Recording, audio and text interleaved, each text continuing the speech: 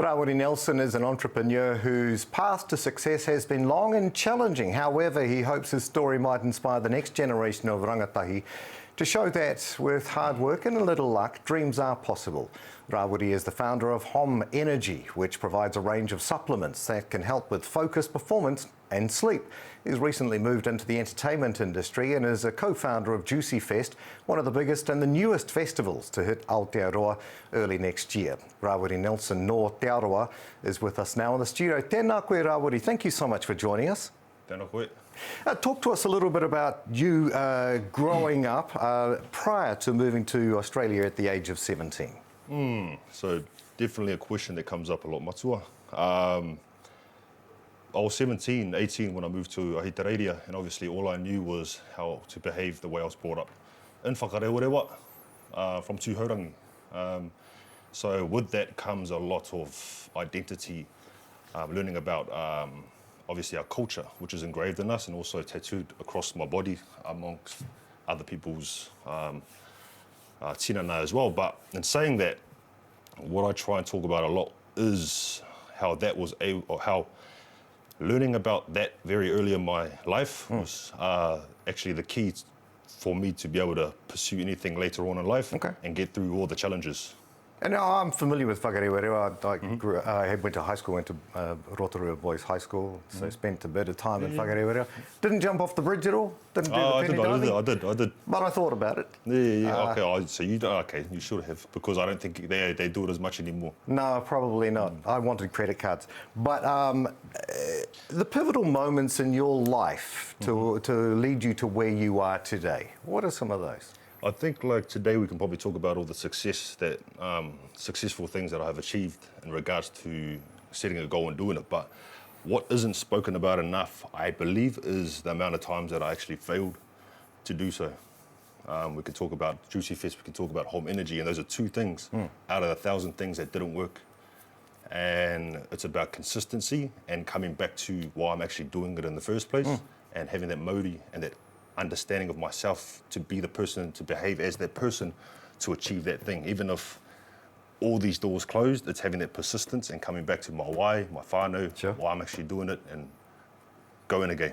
And this was part of the inspiration for Höm. You say it Höm? Absolutely. Energy? 100%. I've always, it's normal for the people in our culture and our towns to help the rangatahi, rangarua, rangatoru, or even the ranga tira. But it's just finding a way to do it differently.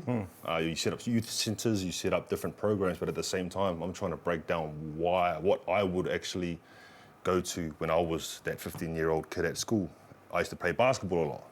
And instead of setting up just a basketball tournament, I'm like, how can you do something differently and create your own ecosystem to support people that learn things in different ways, not just learn it this way because there's a ball there and there's a hoop. Some people like to climb trees, some people like to swim, some people like to dance. So Höm Energy represents all of that, and it creates that platform for people to tell their story. Their story is true because it's their story. And we just got to learn more about their stories to be able to provide more opportunity about, And how did you incorporate mātauranga Māori within Höm Energy? Because I am it.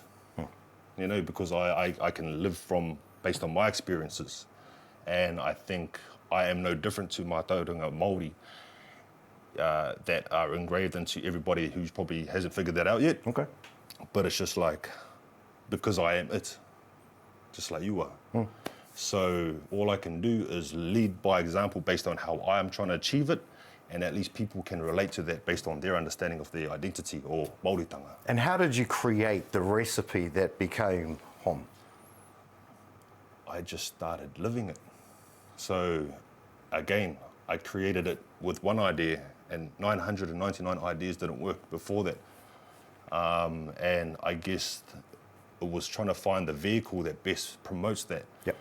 At the moment, it's a range of supplements, but it's not a supplement company. The supplement is just a gap in the market where it's too focused on gym orientation.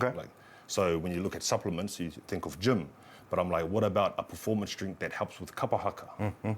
So I was able to enter a market where it's untapped. At the same time, I was able to utilize someone telling their truthful story to communicate to them based on what they're passionate about. Yeah. This is just a byproduct of what they do. And if they're drinking too many coffees or too many energy drinks to get to where they want to go. To have a better haka practice because they're tired, then I'm like, well, why not create something that's dedicated to haka or dedicated to maurako or dedicated to crump dancing or dedicated to... So, yeah. Yeah, I'm loving your story. Look, I've just got to ask, before you go, you're one of the co-founders of Juicy, this festival that's coming up. Now, there's been a lot in social media suggesting that maybe it's not real. Mm-hmm. I've also already bought my tickets, and I was wondering, is this real? Mm-hmm. Right? So a lot of people are suggesting on social media that perhaps it's not. Mm-hmm. I know. Like, of course, when you're dealing with a new brand, you're going to face, people that do have something to say about their beliefs and if it's real, because it hasn't happened yet. And it's big. There's a lot of big names coming. 100%. Now, my question to that is, why is it so hard to think that a couple of young Māori Polynesian boys can pull off something like this? Sure. And that's my answer. Yeah, and it's real. 100%. It's big, yeah. 100% real. Cool.